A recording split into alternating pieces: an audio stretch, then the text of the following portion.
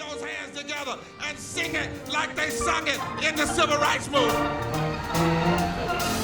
Ain't gonna let nobody, no, ain't gonna let nobody, gonna keep on walking, keep on talking, marching up to freedom land.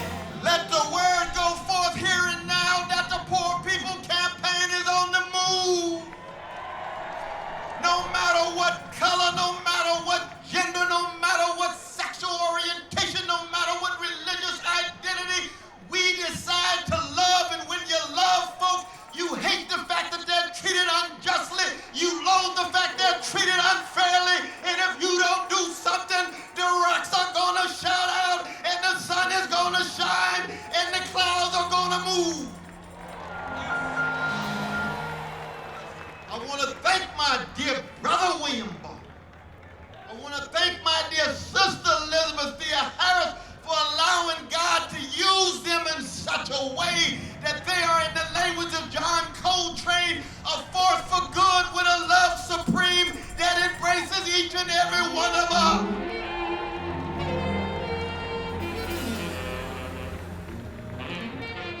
When you hear these voices, and I come from a people, a great people, a black people, who in the face of 400 years of chronic hatred keep dishing out love warriors every generation. So that the spirit of Frederick Douglass and the spirit of Sojourner Truth and the spirit of Fannie Lou Hamer and the spirit of Malcolm X and the spirit of Marcus Garvey say, these black folk gonna love themselves, and if we have the spiritual maturity, it's gonna spill over from the chocolate part of town to the vanilla part of town. Oh yes, it's gonna spill over with our precious indigenous brothers and sisters whose land was stolen as a precondition of the democracy. It's gonna spill over to Spanish speaking. It's gonna spill over to Asian. It's gonna embrace everybody. But let us be very clear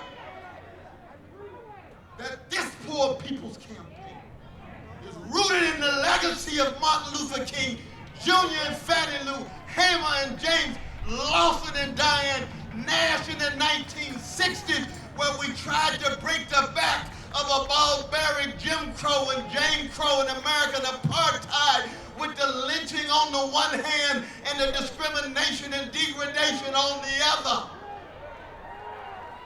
And what that means, that we say to America, not just the Congress, we say to the White House, we say to the Pentagon, we say to the neo-fascists in the Republican Party, we say to the milquetoast neoliberals in the Democratic Party, that we got a standard bigger than your politics.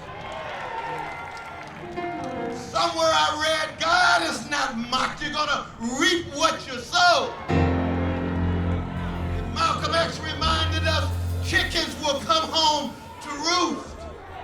And so when you hear the magnificent voices of such dignity in all parts of the country, and we are international, we in solidarity with oppressed people in Africa, in Asia, in the Middle East, in Latin America. How come? Well, I'll tell you why I am, because I'm a product of Shiloh Baptist Church, just like my brother's a product of the black church. I was told in Vacation Bible School that if the kingdom of God is within you, then everywhere you go, you ought to leave a little heaven behind.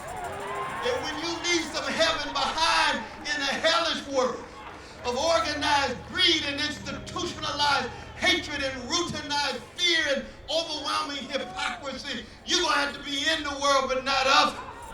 And so what we constitute is precisely that attempt to be in this empire, but not of it. We have moral and spiritual greatness that behooves us. That's why we're here. And let us never forget the rich humanity of the voices that we heard.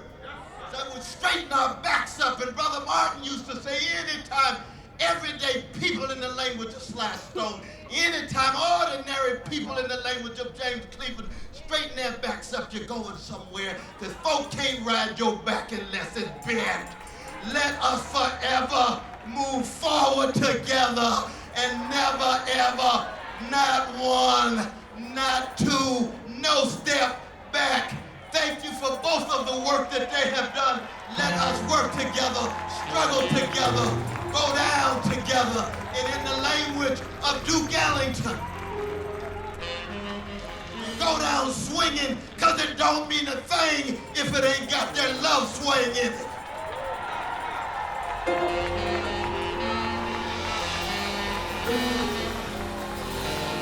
Somebody shout, it don't mean a thing if it ain't got a swing.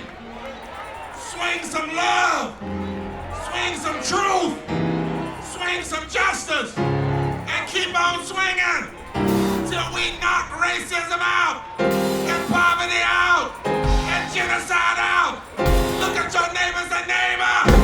Keep on swinging forward together. Not one step back.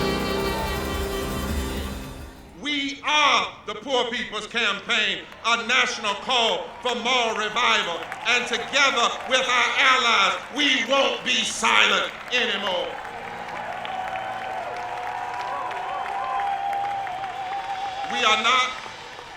We are not here to beg, but to demand. The very fact that these realities exist means, Dr. West, that we are engaged in a moment that is constitutionally inconsistent, morally indefensible, politically insensitive, economically insane. We must say with our bodies, with our voices, with our organizing, with our preaching, with our standing, even with our suffering and our sacrifices, that we won't be silent or unseen or unheard anymore.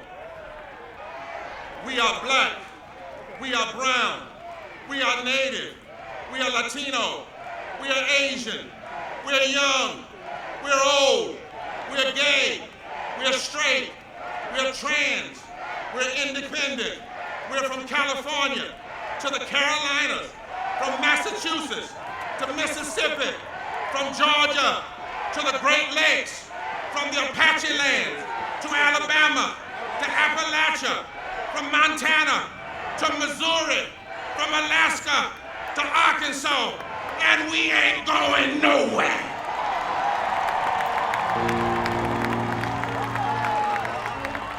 We are not an insurrection, but we are a resurrection.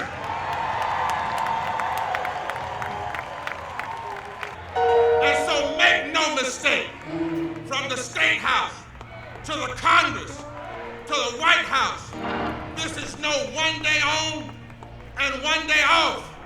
This is a movement until children are protected, until sick folk are healed, until low-wage workers are paid, until immigrants are treated fairly, until affordable houses are provided, until the atmosphere, the land, and the water are protected, until saving the world and diplomacy and living in peace is more important than blowing up the world.